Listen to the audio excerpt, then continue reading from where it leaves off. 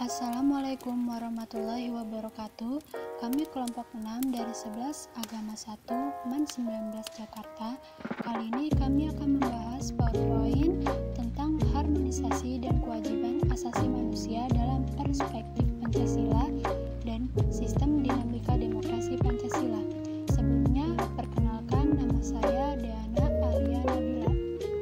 Saya Najha Anila Nuhunur. Dan saya Sela Monica. Bab 1. Harmonisasi hak dan kewajiban asasi manusia dalam perspektif Pancasila. A. Konsep hak asasi manusia. 1. Makna hak asasi manusia. Hak asasi manusia adalah seperangkat dan keberadaan manusia sebagai makhluk Tuhan Yang Maha Esa dan merupakan anugerahnya yang wajib dihormati, dijunjung tinggi, dan dilindungi oleh negara, hukum, pemerintah, dan setiap orang demi kehormatan serta perlindungan harkat dan martabat manusia. Ciri-ciri hak asasi manusia: 1. Hakiki, 2. Universal, 3. Tidak dapat dicabut, 4. Tidak dapat dibagi. 2. Makna kewajiban asasi manusia. Kewajiban asasi merupakan kewajiban dasar setiap manusia. Kewajiban dasar manusia adalah seperangkat kewajiban yang apabila tidak dilaksanakan, tidak memungkinkan terlaksananya dan tegaknya hak asasi manusia. Hak dan kewajiban asasi merupakan dua hal yang saling berkaitan, keduanya memiliki hubungan sebab akibat. B. Substansi hak dan kewajiban asasi manusia dalam Pancasila. 1. Hak dan kewajiban asasi manusia dalam nilai Pancasila. Nilai dasar berkaitan dengan hakikat kelima sila Pancasila. Nilai dasar bersifat universal yang di dalamnya tergandung cita-cita, tujuan, serta nilai-nilai yang baik dan benar. A. Hakikat sila pertama yaitu menjamin hak kemerdekaan untuk memeluk, melaksanakan ibadah, dan kewajiban untuk menghormati perbedaan agama. B. Hakikat sila kedua, hak setiap warga negara pada kedudukan, kewajiban, dan hak-hak yang sama untuk mendapatkan jaminan dan perlindungan hukum. C. Hakikat sila ketiga, adanya unsur pemersatuan di antara warga negara. D. Hakikat sila keempat, menghargai hak setiap warga negara untuk bermusyawarah tanpa adanya paksaan. E. Hakikat sila kelima, mengakui hak milik perorangan dan dilindungi pemanfaatannya oleh negara. 2. Hak dan kewajiban asasi manusia dalam nilai instrumental Pancasila. Nilai instrumental merupakan pedoman pelaksanaan kelima sila Pancasila, peraturan perundang-undangan yang menjamin hak asasi manusia di antaranya. A. Undang-Undang Dasar Republik Indonesia tahun 1945 terutama pasal 28A. B. Ketetapan MPR nomor 17 MPR 1998 tentang hak asasi manusia. C. Ketentuan dalam Undang-Undang Organik. D. Ketentuan dalam Peraturan Pemerintah Pengganti Undang-Undang Nomor 1 Tahun 1999 tentang Pengadilan Hak Asasi Manusia. 3. Hak dan kewajiban asasi manusia dalam nilai praksis sila-sila Pancasila. Nilai praksis merupakan realisasi nilai-nilai instrumental suatu pengalaman dalam kehidupan sehari-hari. C. Kasus pelanggaran hak asasi manusia. 1. Penyebab pelanggaran hak asasi manusia disebabkan beberapa faktor, yaitu A. Faktor internal. 1. Sikap egois. 2. Rendahnya kesadaran hak asasi manusia. 3. Sikap tidak toleran. B. Faktor eksternal. 1. Penyalahgunaan kekuasaan. 2. Ketidaktegasan aparat penegak hukum. 3. Penyalahgunaan teknologi. 4. Kesenjangan sosial dan ekonomi yang tinggi. 2. Kasus pelanggaran hak asasi manusia di Indonesia. 1. Kerusuhan Tanjung Priok tanggal 12 September 1984. 2. Penyerbuan kantor Partai Demokrasi Indonesia pada tanggal 27 Juli 1996. 3. Penembakan mahasiswa Universitas Trisakti pada tanggal 12 Mei 1998. D. Upaya penegakan hak asasi manusia. 1. Upaya pemerintahan dalam penegakan hak asasi manusia. A. Pembentukan Komisi Nasional Hak Asasi Manusia. B. Pembentukan instrumental hak asasi manusia. C. Pembentukan pengadilan hak asasi manusia. 2. Upaya penanganan kasus hak asasi manusia. A. Upaya pencegahan pelanggaran hak asasi manusia. B. Membangun harmonisasi hak dan kewajiban asasi manusia. Bab 2. Sistem dan dinamika demokrasi Pancasila. Yang pertama ada A. Hakikat demokrasi. 1. Pengertian demokrasi. Kata demokrasi berasal dari dua kata dalam bahasa Yunani, yaitu demos yang berarti rakyat dan kratos atau kratein yang berarti pemerintahan. Sehingga demokrasi dapat diartikan sebagai pemerintahan rakyat. Yang kedua, klasifikasi demokrasi. A. Berdasarkan titik beratnya perhatiannya. 1. Demokrasi formal, yaitu suatu demokrasi yang menjunjung tinggi persamaan dalam bidang politik, tanpa disertai upaya untuk mengurangi atau menghilangkan kesenjangan dalam bidang ekonomi. Yang kedua, demokrasi material, yaitu demokrasi yang dititik beratkan pada upaya menghilangkan perbedaan dalam bidang ekonomi. Yang ketiga, demokrasi gabungan, yaitu bentuk demokrasi yang mengambil kebaikan serta membuang keburukan dari bentuk demokrasi formal dan material. Yang B. Berdasarkan ideologi. 1. Demokrasi konstitusional atau demokrasi liberal, yaitu demokrasi yang didasarkan pada kebebasan atau individualisme. Yang kedua, demokrasi rakyat atau demokrasi proletar, yaitu demokrasi yang didasarkan pada paham Marxisme-komunisme. Yang C. Berdasarkan proses penyaluran kehendak rakyat. 1. Demokrasi langsung, yaitu paham demokrasi yang mengikut sertakan setiap warga negaranya dalam permusyawaratan untuk menentukan kebijaksanaan umum negara atau undang-undang secara langsung. Yang kedua, demokrasi tidak langsung, yaitu paham demokrasi yang dilaksanakan melalui sistem perwakilan. B. Dinamika penerapan demokrasi Pancasila. 1. Prinsip-prinsip demokrasi di Indonesia. Ahmad Sanusi mengutarakan 10 pilar demokrasi konstitusional Indonesia menurut Pancasila dan Undang-Undang Dasar Negara Republik Indonesia tahun 1945. A. Demokrasi yang berketuhanan yang Maha Esa. B. Demokrasi dengan kecerdasan. C. Demokrasi yang berkedaulatan rakyat. D. Demokrasi dengan rule of law. E. Demokrasi dengan pemisahan kekuasaan negara. F. Demokrasi dengan hak asasi manusia. G. Demokrasi dengan pengadilan yang merdeka. H.